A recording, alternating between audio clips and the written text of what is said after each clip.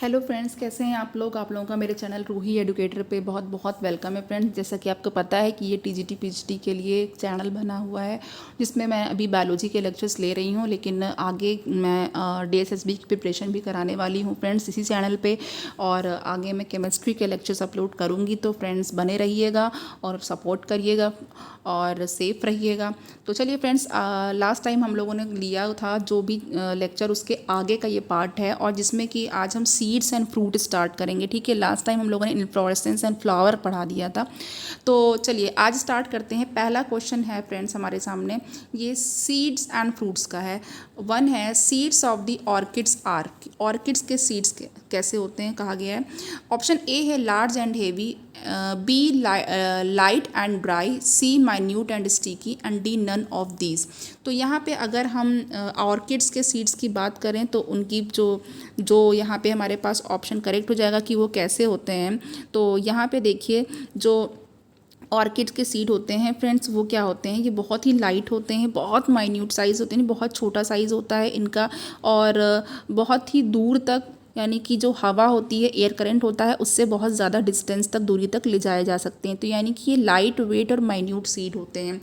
तो यहाँ पे जो हमारे पास ऑप्शन करेक्ट हो जाएगा 6 का, वो सॉरी, यहाँ पे जो हमारे पास 1 का जो ऑप्शन करेक्ट हो जाएगा वो करेक्ट हो जाएगा डी, यानी कि नन ऑफ दीज। इसमें जो ऑप्शन है वो नहीं है। ठीक है, तो नन ऑफ दीज है, कैसे नहीं है, अभी जैसे कि मैंने आपको बताया है फ्रेंड्स, फिर से बता देती हूँ कि यहाँ पे आपका जो ऑप्शन करेक्ट हो जाएगा वो हो जाएगा नन ऑफ दीज, और जो करेक्ट होगा वो क्या हो जाएगा कि ये होते हैं लाइट होते हैं और ये जो है माइन्यूट सीड्स होते हैं। ठीक है, तो ये दोनों ऑप्शन किसी में भी नहीं है, लाइट एंड माइन्यूट। ये आप याद कर लीजिएगा, इसको नोट डाउन कर लीजिए, लाइट एंड माइन्यूट सीड्स होते हैं। ठीक है, तो चलिए ओके, यहाँ पे हो गया हमारा लाइट एंड माइन्यूट। लाइट मतलब हल्का, माइन्यूट मीन्स बहुत छोटा सा। नेक्स्ट हमारे पास जो क्वेश्चन 2 है यहाँ पे friends, in which of the following the seed germinates and still attach with the main plant. यहाँ पे कहा गया है कि जो है इसमें से किस में जो सीड होता है वो जर्मिनेट होता है, अंकुरित होता है और वो मेन प्लांट से अटैच रहता है।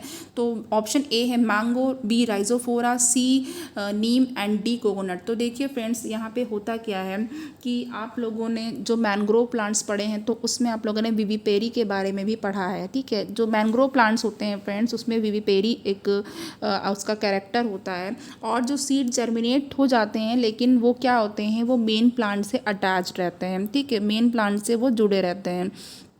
तो यहाँ पे जो हमारे पास ऑप्शन करेक्ट हो जाएगा वो कौन सा हो जाएगा, जो 2 वाला है उसका करेक्ट हो जाएगा बी, यानी कि राइजोफोरा। राइजोफोरा जो होता है ये मैनग्रोव प्लांट में आता है, ये मैनग्रोव है। ठीक है, और मैनग्रोव में आपको पता है कि इसमें ये ऐसी जगह पर होता है जहाँ पे सैलिनिटी बहुत ज़्यादा होती है, तो ये हेलोफाइट्स कहे जाते हैं। क्या कहे जाते हैं, हेलोफाइट्स कहे जाते हैं। और इनके बारे में एक चीज़ और बता देती हूँ मैं कि ये जो हैं ये इनमें जो रूट्स होती हैं वो रेस्पिरेटरी रूट्स पाई जाती हैं। फ्रेंड्स, जब मैं रूट्स के बारे में पढ़ा रही थी तो मैंने इनको बारे में बताया हुआ है, आप मेरा रूट्स वाला लेक्चर देख लीजिएगा। और इसमें रेस्पिरेटरी रूट्स पाई जाती हैं, और इनमें जो छेद होते हैं जिससे वो श्वसन करते हैं या रेस्पिरेशन करते हैं उनको इसीलिए निमैटोफोर्स भी कहा जाता है। चलिए, राइजोफोरा उसका एग्जाम्पल है। नेक्स्ट हमारे पास जो क्वेश्चन है फ्रेंड्स वो है which of the following is a wheat fruit. इसमें से वीट का कौन सा फ्रूट होगा। तो ऑप्शन ए है एकीन, बी सिप्सेला, सी कैरियोप्सिस और डी है एंडोस्पर्म। तो यहाँ पे देखिए अब फ्रूट की बात आ गई, यानी कि जो फ्रूट का टाइप होता है। तो यहाँ पे देखिए जो आपका वीट का फ्रूट होता है फ्रेंड्स, उसका पहले मैं ऑप्शन बता देती हूँ फिर आपको एक्सप्लेन कर दूँगी। जो यहाँ पे 3 है उसका यहाँ पे सी करेक्ट हो जाएगा, यानी कि कैरियोप्सिस। तो देखिए यहाँ पे जो आपका जितने भी आपके ये ग्रेन है, जैसे कि वीट है, उसके अलावा जो मेज़ है, एक और एग्जांपल आप नोट कर लीजिए, मेज़, इन दोनों में ही कौन सा फ्रूट का टाइप पाया जाता है, इन दोनों में कैरियोप्सिस पाया जाता है। ठीक है, तो यहाँ पे होता क्या है, जो सीड होता है वो फ्रूट से अटैच होता है। ठीक है, और ये जो है जितने भी उसके पॉसिबिलिटी पॉइंट्स होते हैं उस पूरे जो है फ्रूट पे, वो तो सीड अटैच ही रहता है। ठीक है, चलिए अब यहाँ पे हम लोग नेक्स्ट क्वेश्चन की तरफ मूव करते हैं फ्रेंड्स। नेक्स्ट क्वेश्चन हमारे पास देख लेते हैं, यहाँ पे है चौथा यानी 4th question, aggregate fruit develops from. Aggregate fruit कैसे डेवलप होता है। अच्छा क्वेश्चन है फ्रेंड्स, ये टीजीटी पीजीटी एग्जाम में आता है, इस टाइप का फ्रूट्स पे एक क्वेश्चन ज़रूर आ जाता है, और जिसमें एग्जामिनर मैंने कई बार ऐसा नोटिस किया है कि एग्रीगेट फ्रूट और कंपोजिट फ्रूट इन सब के पीछे पड़े रहते हैं। तो चलिए ऑप्शन ए है यहाँ पे multi carpellary apocarpous ovary, B multi carpellary ovary, C multi carpellary syncarpous ovary, D monocarpellary ovary. तो यहाँ पे हमारे पास जो एग्रीगेट फ्रूट है उनका डेवलपमेंट पूछा है। तो देखिए थोड़ा सा बता देते हैं कि ये जो फ्रूट्स होते हैं एग्रीगेट का मतलब तो आप समझते हैं ना कि किसी चीज़ का इकट्ठा हो जाना, ठीक है। तो ये क्या होते हैं, बहुत सारी ओवरीज के इकट्ठा हो जाने के बाद डेवलप होते हैं, यानी कि इनका जो डेवलपमेंट होता है ये मल्टीपल ओवरीज से होता है, सिंगल ओवरी से, एक अंडाशय से नहीं होता है। और एक ही फ्लावर के होते हैं, ठीक है, सेम फ्लावर में मल्टीपल ओवरीज होती हैं, उनसे डेवलप होते हैं। तो ये जो एग्रीगेट फ्रूट जो होते हैं फ्रेंड, जो एग्रीगेट फ्रूट्स हैं वो क्या होते हैं, वो सिंपल फ्रूट्स के कलेक्शन होते हैं जिनको फ्रूटलेट्स कहते हैं, ठीक है। तो इनको हम ये भी लिख सकते हैं यहाँ पे, अगर क्वेश्चन इस तरीके से आया कि कलेक्शन ऑफ फ्रूटलेट्स, ठीक है। तो यहाँ पे ये देख लीजिए, इनको एग्रीगेट फ्रूट्स कहा जाता है, ये सिंपल फ्रूट के कलेक्शन होते हैं। अब एग्जाम्पल में मैं आपको 2 बताऊंगी, यहाँ पे एग्जाम्पल भी देख लेते हैं, आगे के क्वेश्चन में शायद होगा लेकिन फिर भी मैं यहीं पे बताऊंगी, आगे का इंतज़ार नहीं करूँगी। तो यहाँ पे जो एग्जाम्पल हैं 2, वो हैं यहाँ पे ब्लैकबेरीज, ठीक है, ब्लैकबेरीज और ब्लैकबेरी फ्रूट है। अगर आप उसके डिटेल जानना चाहते हैं तो आप फोटो इंटरनेट पे देख सकते हैं कैसा होता है। और स्ट्रॉबेरी तो सभी को पता होगा, रेड कलर की होती है, बहुत ही अच्छा अट्रैक्टिव फ्रूट होता है, केक में आइसक्रीम्स में बहुत यूज़ होता है इसका, ठीक है, बहुत खूबसूरत होता है। चलिए अब यहाँ पे फ्रेंड्स आगे बढ़ते हैं। आगे है यहाँ पे फिफ्थ क्वेश्चन है to remove seed dormancy by mechanical removing the seed coat is called. देखिए आपको पता है कि जो बीज होते हैं उनकी सुषुप्ता होती है, ठीक है, वो जो है डॉर्मेंट स्टेज में चले जाते हैं, जब मन चले तब उसको हम लोग ग्रो नहीं कर सकते हैं। एक स्टेज होती है जब वो सुषुप्त रहते हैं या डॉर्मेंट रहते हैं, फिर उसके बाद उनको सही टेम्परेचर, सही क्लाइमेट और उनको खाद पानी सब मिलता है तो ग्रो करते हैं, ठीक है। तो ये कहा गया है कि जब हम लोग सीड कोट को जब जो है क्या कहते हैं, to remove seed dormancy by mechanically removing the seed coat, जब सीड कोट को रिमूव कर देते हैं मैकेनिकली, तो इस तरह से डॉर्मेंसी हटाने को क्या कहा जाता है, डॉर्मेंसी का जो हम लोग इलाज करते हैं। तो ऑप्शन ए है स्ट्रेटिफिकेशन, बी है स्कैरिफिकेशन, सी वर्नलाइजेशन और डी है फोटो पीरियोडिज्म। तो देखिए यहाँ पे फ्रेंड्स आपके पास जो ऑप्शन क्या करेक्ट हो जाएगा वो देख लेते हैं। तो देखिए थोड़ी सी बात भी करेंगे यहाँ पे, जो सीड डॉर्मेंसी होती है सबसे पहले तो वो किस वजह से हो सकती है। देखिए जो सीड कोट होगी वो ऑक्सीजन के लिए इम्परमिएबल अगर हो गई, ठीक है, यानी कि जो सीड कोट है उसको क्या नहीं मिल पा रहा है, ऑक्सीजन नहीं मिल पा रहा है कहीं पे। और इसका जो एग्जाम्पल है वो ज़ैंथियम है, नोट करते रहिएगा फ्रेंड्स बिल्कुल, ठीक है, ज़ैंथियम है इसका एग्जाम्पल, कि ज़ैंथियम में इस टाइप की डॉर्मेंसी पाई जाती है। उसके बाद वाटर नहीं जा पा रहा है उसके सीड कवर में, ठीक है, उसका जो कपड़ा जो उसने पहना है, सीड ने जो कोट पहनी हुई है उसमें पानी नहीं जा पा रहा है। तो बहुत सारे जितने भी लेग्यूम फैमिली के प्लांट हैं समझ लीजिए उसमें ऐसा होता है, डॉर्मेंट हो जाते हैं। उसके बाद जो सीड कोट बहुत मैकेनिकली जो हार्ड है, जिसके बारे में हमारे क्वेश्चन में कहा गया है, तो क्या होता है कि एम्ब्रियो की ग्रोथ नहीं हो पाती, इतना हार्ड है कि उसके अंदर जो एम्ब्रियो है वो ग्रोथ ही नहीं कर पा रहा है। इतना भी हार्ड होने की क्या ज़रूरत है भाई। तो एग्जाम्पल इसका देख लीजिए, बता देती हूँ। तो इसके एग्जाम्पल हैं मस्टर्ड लिख लीजिए, ठीक है, मस्टर्ड, और लिख लीजिए कैप्सेला, ये है कैप्सेला, ठीक है। 2 एग्जाम्पल याद रखिएगा, मस्टर्ड और कैप्सेला का। और इसके अलावा एमेरेंथस भी होता है। उसके अलावा जो है क्यों होती है सीड डॉर्मेंसी, जैसे कि आपका जो सीड है उसमें जो है इमैच्योर एम्ब्रियो है, ठीक है, इमैच्योर एम्ब्रियो है, एम्ब्रियो मैच्योर नहीं हुआ है, उसके रिडुमेंट पड़े हुए हैं, कुछ अवशेष पड़े हुए हैं। एग्जाम्पल लिख लीजिए गिंगो बाइलोबा, ये एक जिम्नोस्पर्म है, गिंको बाइलोबा जिम्नोस्पर्म है भाई, ओके। ये यहाँ पे आपको पता होगा जिम्नोस्पर्म है, ये जिम्नोस्पर्म। चलिए हो गया। अब और क्या होते हैं, कुछ केमिकल कंपाउंड से भी इनहिबिशन होता है, नहीं जर्मिनेट करने देते हैं वो सीड को, जैसे कि टोमेटो में है, ठीक है। और टोमेटो में इनहिबिटर का क्या काम, कौन सा चीज़ है जो इनहिबिटर का काम करेगा, फेरुलिक एसिड जो होगा, ठीक है, फेरुलिक लिख देती हूँ मैं यहाँ पे, ठीक है, आप यहाँ पे लिखिएगा फेरुलिक एसिड, ठीक है ना। इतनी चीज़ें एक क्वेश्चन में हो गई ना क्लियर, इसीलिए मैं कह रही हूँ कि मैं एमसीक्यूज़ से पढ़ाऊँगी और आपकी प्रिपरेशन एमसीक्यूज़ से बहुत अच्छी होगी फ्रेंड्स। ठीक है, चलिए हम लोग इसका आंसर तो कर लें। इसका आंसर जो होगा यहाँ पे जो फिफ्थ का यहाँ पे आंसर होने वाला है फ्रेंड्स, वो है बी। इसको कहते हैं स्कैरिफिकेशन, ये याद रखिएगा। चलिए नेक्स्ट क्वेश्चन हमारे पास है pepo fruit is found in. Now pepo fruit is found in, pepo किस में पाया जाता है? पेपो पाया जाता है फ्रेंड्स, ऑप्शन ए है हमारे पास Cruciferae, B Cucurbitaceae, C Liliaceae and D Solanaceae. तो यहाँ पे जो आपका जो पेपो पाया जाता है वो कुकुरबिटेसी में पाया जाता है, जिसमें कि कद्दू, लौकी और आपका खीरा, ये सब कुकुरबिटेसी के हैं। नेक्स्ट यहाँ पे क्वेश्चन है, in which plant the fruit is drupe, seed coat is thin, embryo is inconspicuous and endosperm is edible. तो देखिए कहा गया है कि ऐसा कौन सा प्लांट है जिसमें ड्रूप पाया जाता है, फ्रूट टाइप जो है वो ड्रूप पाया जाता है, सीड कोट बहुत पतली होती है, एम्ब्रियो इनकॉन्सिपिकस होता है और एंडोस्पर्म जो उसका खाया जाता है। तो यहाँ पे फ्रेंड जो 7 है उसका डी ऑप्शन बिल्कुल करेक्ट हो जाएगा। कोकोनट पे क्वेश्चन टीजीटी पीजीटी में कई बार आ चुका है फ्रेंड्स, एग्जाम में आ चुका है, यूपी टीजीटी पीजीटी के पूछा जाता है कोकोनट के अंदर जो पानी होता है वो क्या होता है, किसका बना होता है, वो कौन सा पार्ट है, कोकोनट का कौन सा पार्ट खाया जाता है। ठीक है, कोकोनट के रेशे का क्या बनते हैं, ये सारी चीज़ें। तो कोकोनट का जो वाटर होता है पता है आपको कि वो न्यूक्लियर एंडोस्पर्म होता है, फ्री न्यूक्लियर एंडोस्पर्म होता है, जो पानी होता है उसका। नेक्स्ट हमारे पास क्वेश्चन है फ्रेंड्स, वो 8 है। देखिए बहुत अच्छा क्वेश्चन है, यहाँ पे सीट बना दिया है। ये सीट बनाने की प्रैक्टिस तो आप लोग कर ही चुके होंगे। देखिए एक डायग्राम पे बेस्ड क्वेश्चन मैंने लिया हुआ यहाँ पे इसमें है। तो दी फॉलोइंग 8 है, the following diagram is typical structure of monocotyledon seeds, identify all the 5 parts A B C D and E.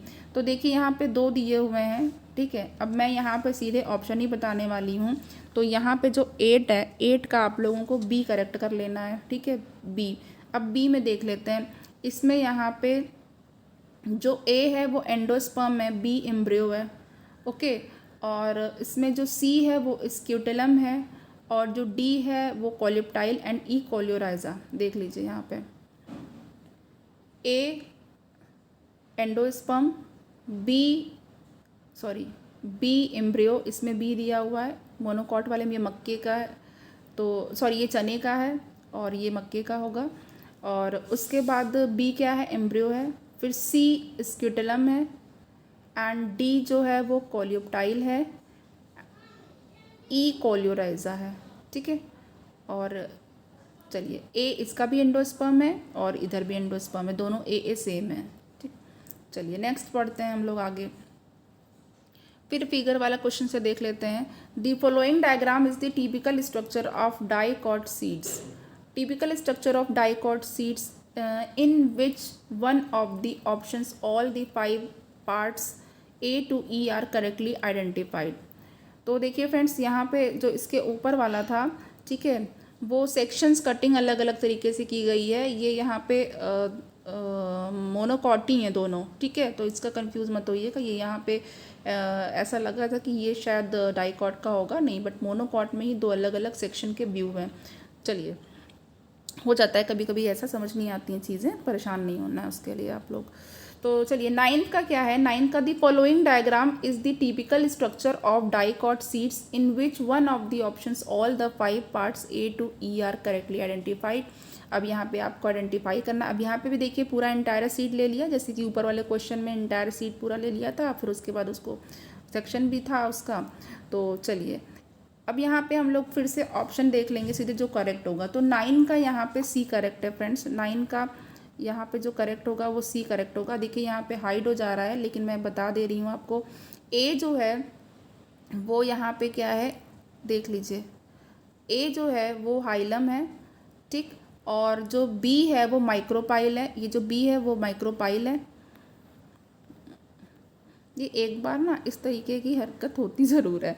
तो ए जो है वो माइक्रोपाइल है, बी जो है वो हाइलम है, और यहाँ पे जो सी है वो क्या होगा फ्रेंड्स, जो यहाँ पे सी होगा वो प्लेम्यूल हो जाएगा, और जो डी है वो यहाँ पर हो जाएगा आपका कॉटिलोडन, एंड ई जो है वो रेडिकल हो जाएगा। एक बार फिर से देख लेते हैं फ्रेंड्स, ठीक है।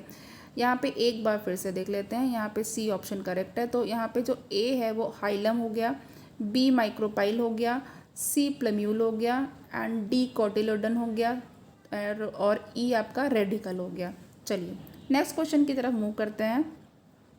यहाँ पे अब नेक्स्ट क्वेश्चन है हमारे पास, फिगर दिया हुआ है मैंगो, फिगर 1 है मैंगो, फिगर 2 कोकोनट है, are shown in the following diagram, identify the parts of A B C and D are respectively. Friends तो चलिए यहाँ पे जो ए है वो क्या है, एपिकार्प। अभी मैं इसको पहले ऑप्शन बता दूँ फिर मैं देखती हूँ, ठीक है। वैसे तो ए जो सबसे ऊपर की लेयर होती है उसको एपिकार्प ही कहते हैं, वो सब में चारों ऑप्शन में आपकी सेम है। तो लेकिन फिर भी मैं 10th का ऑप्शन आपको बता देती हूँ, आंसर क्या होगा। तो 10th का होगा वो डी करेक्ट हो जाएगा। तो 10th का डी है यहाँ पे, तो एपिकार्प। और उसके बाद फिर जो है वो मीजोकार्प है, देन सीड पूरा जो है बीच में, और उसके बाद अंदर का जो होगा वो एंडोकार्प है, ठीक है। A B C D. तो चलिए कोकोनट में भी ऐसे ही दिया हुआ है फ्रेंड्स, लेकिन वो जो है आप थोड़ा सा क्लियर नहीं है। और बाकी इसमें भी ए बी सी डी दिया हुआ है। देखिए आम जब हम खाते हैं थोड़ा सा बता दे रहे हैं, जिनको नहीं समझ में आ रहा है वो एक बार और समझ लेंगे। जो आप एक मैंगो ले लीजिए, आम का सीज़न आ गया है, बहुत अच्छे अच्छे आम मिलेंगे अब खाने के लिए। तो क्या होगा फ्रेंड्स, जो सबसे ऊपर का छिलका होता है वो एपिकार्प होती है। उसके बाद जो आम में जो बीज की जो मीजोकार्प, मीजो मतलब जो मिडल का जो पोर्शन होता है वो क्या होता है, वो होता है जूसी, ठीक है। फाइबरस भी होता है, किसी किसी में रेशे वाले आम में फाइबर्स भी मतलब रेशे होते हैं, फिर जूसी होता है, फ्लेशी होता है। और जो उसके बाद अंदर की तरफ जो होता है वो एंडोकार्प होता है, सीड होता है, ठीक है। और जो पतली सी लेयर होती है वो एंडोकार्प होती है। चलिए नेक्स्ट क्वेश्चन की तरफ बढ़ जाते हैं, 11 की तरफ। 11 क्या है, in seed of maize scutellum is considered as cotyledon because it. देखिए अच्छा क्वेश्चन है मेज के सीड का, और स्केटलम पे क्वेश्चन आता है फ्रेंड्स। तो 11 का देख लेते हैं। Option A protects the embryo, B contains food for the embryo, C absorbs food material and supplies them to the embryo, D converts itself into a monocot leaf। तो देखिए 11 का जो क्वेश्चन है फ्रेंड्स वो हमारे पास सी करेक्ट हो जाएगा, absorbs food material and supply them to the embryo।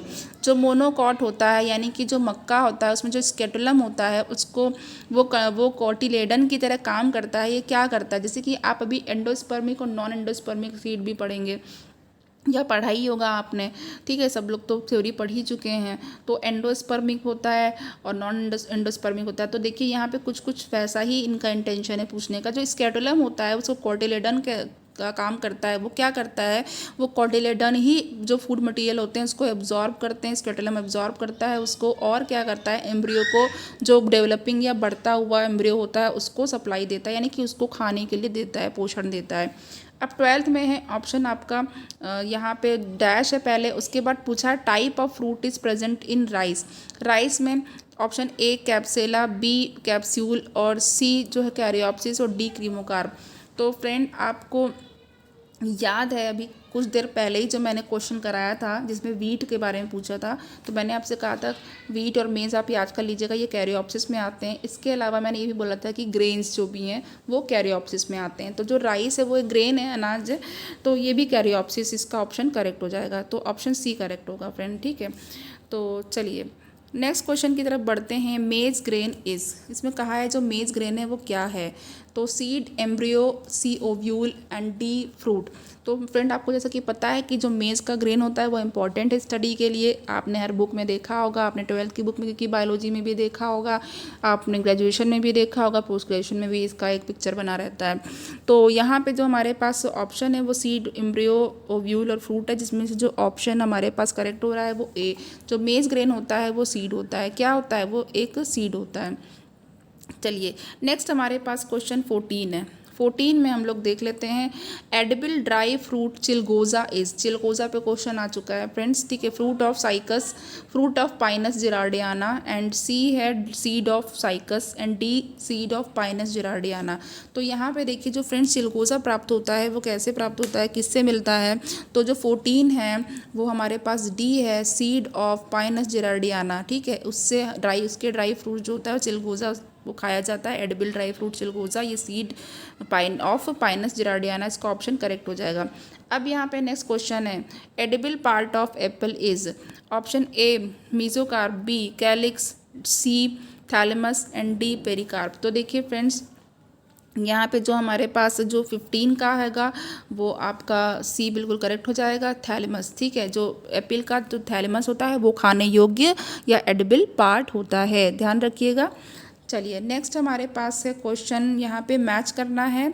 तो मैच करने में भी देखिए, मैच वाले क्वेश्चन मुझे बहुत अच्छे लगते हैं। क्यों? क्योंकि एक क्वेश्चन में कई चीज़ें हमारी टेस्ट हो जाती हैं, हम लोग कई चीज़ें याद कर सकते हैं। तो अब यहाँ पे कॉलम ए में है apple, coconut, jackfruit, guava, pineapple. Column B में है outer portion of receptacle, fleshy thalamus and pericarp, endosperm, bract perianth and seeds. तो यहाँ पे जो हमारे पास ऑप्शन करेक्ट हो जाएगा फ्रेंड्स, मैं सीधे ऑप्शन बताऊंगी आप लोगों को, और ऑप्शन है यहाँ पे 16 का डी। ठीक है, 16 का डी हमारे पास करेक्ट हो जाएगा। देख लेते हैं, जो एप्पल है अभी अभी बताया है कि प्लेशिथैलेमस इसका खाया जाता है, और जो बी है कोकोनट, मैंने इसका बताया था कि इसका एंडोस्पर्म, प्रीनिकुलर एंडोस्पर्म, वो खाने योग्य पार्ट होता है। और जो जैक फ्रूट जो सी है, उसमें आप जैक फ्रूट का देखिए ब्रैक्ट खाते हैं, पेरियंथ खाते हैं, सीड खाते हैं। ठीक, चलिए, और डी जो गुआवा है, गुआवा में आपका जो गुआवा है यहाँ पे वो क्या हो जाएगा, डी का 3। ठीक है, डी का 3 यानी थैलेमस और पेरिकार्प खाते हैं, इसका छिलका भी खाते हैं ना, तो इसीलिए। तो पाइनएप्पल जो है, अब देखिए पाइनएप्पल यहाँ पे ई जो है पाइनएप्पल, उसका हमारे पास 1 करेक्ट हो जाएगा, यानी आउटर पोर्शन ऑफ रिसेप्टिकल। तो चलिए, जो रिसेप्टिकल होता है इसका बीच में, उसका जो आउटर पोर्शन होता है वो खाया जाता है। नेक्स्ट हमारे पास है again, match column 1 with column 2 and choose the correct answer. ठीक है, कॉलम 1 में है A B C D E options हैं। Coleorhiza food storing tissue, parthenocarpic fruit, seed single seeded fruit developing from monocarpellary superior ovary. फिर है membranous seed coat. फिर column 2 में है grapes, mango, maize, radical, endosperm. Friends, यहाँ पे 17 का मैं आपको सीधे ऑप्शन बताना चाहती हूँ, और जो ऑप्शन है वो यहाँ पे ई करेक्ट हो जाएगा, और ई का ए का 4, बी का 5। ठीक है, मैं बता देती हूँ। कोलियोराइजा में आपका रेडिकल है, ठीक है, और बी का जो फूड स्टोरिंग टिश्यू है दैट इज़ एंडोस्पर्म, एंड सी का 1 हो जाएगा। ग्रेप्स पार्थेनोकार्पिक होते हैं, उनमें कोई सीड नहीं होता है। ठीक है, सीडलेस भी होते हैं। एंड जो डी है, डी का आपका मैंगो हो जाएगा। ठीक है, डी का ऑप्शन सिंगल सीडेड फ्रूट होता है, आपको पता ही है, मोनोकार्पलेरी सुपीरियर ओवरी से डेवलप होता है ये। और थर्ड है जो ई है, देन उसका 3 हो जाएगा फ्रेंड्स। मेम्ब्रेनस सीड कोट किस में होती है, जो सीड कोट एकदम पतली झिल्ली की तरह है मक्के का, आप देख लीजिएगा। जो कॉब का जो है एक जो ग्रेन है, दाना है, उसको देख लीजिएगा। नेक्स्ट हमारे पास है कौन सा यहाँ पे, हाँ, नेक्स्ट है an example of false fruit. तो फॉल्स फ्रूट यानी कि इस पर भी क्वेश्चन फ्रेंड्स आता है, फॉल्स फ्रूट का question. Apple, banana, grapes, mango. ठीक है, तो आपको पता है कि ट्रू फ्रूट्स क्या होते हैं। ट्रू फ्रूट्स वो होते हैं कि जो ओवरी से डेवलप होते हैं। फॉल्स फ्रूट क्या होते हैं, फॉल्स फ्रूट वो होते हैं जो ओवरी के साथ साथ उनमें और भी जो फ्लावर के पार्ट होते हैं वो उसके डेवलप होने में सहायक होते हैं। तो यानी कि जो एप्पल है, एप्पल का खाने वाला पार्ट क्या होता है फ्रेंड्स, अभी बताया था थैलेमस होता है। और एप्पल जो होता है उसको किस तरह का फ्रूट कहते हैं, थैलेमस कहते हैं, सॉरी, उसको फॉल्स फ्रूट कहते हैं। तो एप्पल बिल्कुल करेक्ट हो जाएगी, सेब। नाउ क्वेश्चन हमारे पास है, in drupe of coconut the mesocarp is. अब देखिए, मीजोकार्प पूछा गया है। पहली बात तो कोकोनट का जो फ्रूट होता है वो ड्रूप होता है। अब उसमें जो मीजोकार्प होती है वो कैसी होती है, तो आपको बताना है। A fleshy, B fibrous, C stony and D watery. तो आपको फ्रेंड्स मैं बता दूं कि जो यहाँ पे आपका जो यहाँ पे क्वेश्चन 19 है, ड्रूप ऑफ कोकोनट, तो मीजोकार्प जो होती है वो थोड़ी फ्लैशी होती है। ठीक है, और चलिए यहाँ पे नेक्स्ट क्वेश्चन की तरफ हम लोग बढ़ते हैं। विच of the following, okay, which of the following क्या है, इज़ अ ट्रू नट। ठीक है, यहाँ पे कहा गया है which of the following is true nut. Option A walnut, ground nut, C है cashew nut and D is coconut. तो ट्रू नट कौन सा होगा फ्रेंड, तो 20 का सी, यानी कि कैशू नट, जिसको हम लोग काजू भी कहते हैं, कैशू नट जो है वो ट्रू नट है। बाकी वॉलनट ट्रू नट नहीं है, ग्राउंड नट तो मूंगफली है वो भी ट्रू नट नहीं होती है, ठीक है। नट जो फ्रूट की कैटेगरी है उसकी बात की जा रही है। नेक्स्ट है 21, read the following statement A and B. A है many organs of aquatic plants float in water. B large air gaps are present in the collenchyma tissue of lotus leaf. Option हमारे पास कौन सा correct हो जाएगा? इसका जो 21 है उसका हमारे पास ए करेक्ट हो जाएगा, यानी कि स्टेटमेंट जो है वो करेक्ट है, ये ए करेक्ट है और बी रॉन्ग है। ओके, नाउ 22 का देख लेते हैं। यहाँ पे fruit of custard apple. Custard apple friends शरीफे को कहते हैं, तो यहाँ पे जो शरीफा होता है उसको कस्टर्ड एप्पल बोला जाता है। तो यहाँ पे कहा गया है option A etaerio of berries. Okay, etaerio of berries. B है etaerio of follicles and C etaerio of achenes and D है इटोरियो ऑफ ट्रूप्स। तो चलिए फ्रेंड्स यहाँ पे बता देते हैं, ठीक है। तो जो कस्टर्ड एप्पल है इसके बारे में आपका जो क्वेश्चन का जो ऑप्शन करेक्ट हो जाएगा वो इटोरियो ऑफ बेरीज करेक्ट हो जाएगा, ठीक है। 22 का ए बिल्कुल करेक्ट हो जाएगा। ये जो कस्टर्ड फ्रूट है इसका इटोरियो ऑफ बेरीज होगा। नाउ अब नेक्स्ट क्वेश्चन की तरफ बढ़ते हैं फ्रेंड्स। हाँ, यहाँ पे देखिए अब नेक्स्ट क्वेश्चन है हमारे पास 23, persistent calyx form a dry bladder like structure enclosing edible berry in. Okay, option A है फाइसेलिस, ऑप्शन बी है nicotiana, C capsicum and D solanum. तो यहाँ पे जो हमारे पास ऑप्शन है वो फाइसेलिस हो जाएगा। फ्रेंड्स देखिए आपने रसभरी देखी होगी, ठीक है।